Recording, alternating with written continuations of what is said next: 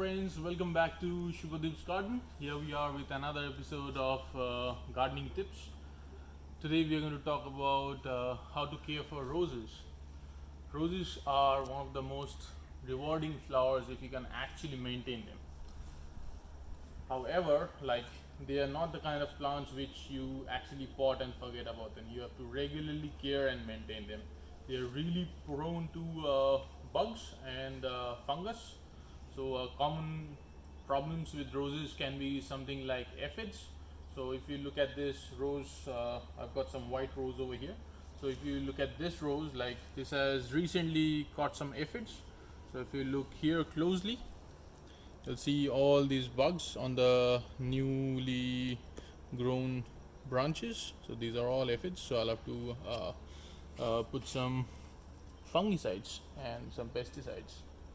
So that's one common problem, and some other problem can be something like which you need to do regularly is something like called deadheading.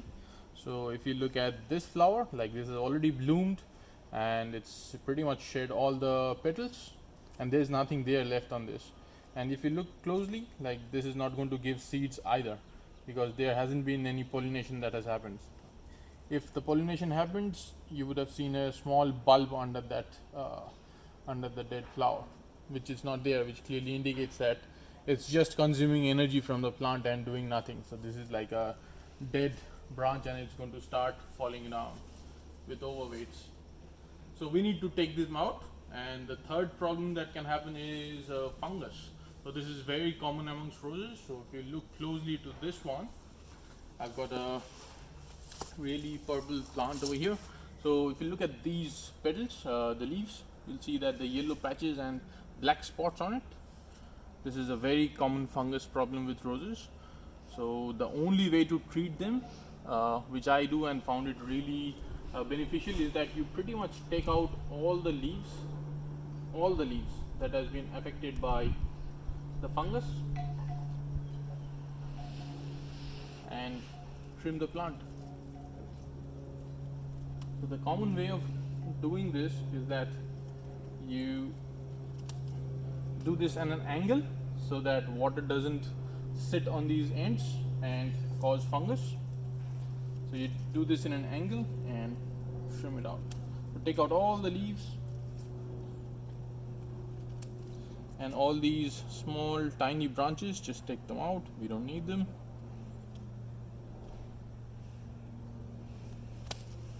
Like that. These dead leaves, just take out all of them and just ensure that you chuck these leaves directly into the bin, because if you leave them here, then the fungus will start climbing up back again. So what I usually do is just trim them completely and make it bare. So just ensure that the branches that are going inside the plant, you just cut them and only make it a nice little growth going upwards. These kind of branches that are going sideways, they are not nice. So the leaner ones, you just take them out.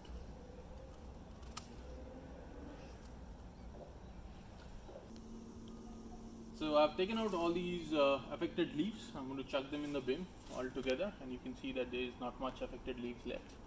So I've trimmed the dead branches as well. So, and another spray of fungicide will fix this problem. But just ensure that for any fungicide or pesticide, for example these aphids, when you spray, you should leave them at least in sunny position on a sunny day for at least 24 hours. So like for example a cloudy day like this, like where we know that it's going to rain tomorrow, it's not a good idea to spray it with fungicides because it's going to be watered down. So don't do it. So look for a fine sunny day and then spread the fungicide on top of it. Just spray it uniformly. Here we are. So I have one more yellow rose over here. It comes with very beautiful blooms. I pretty much trimmed it to really make it bare. So you can see very little branches over here.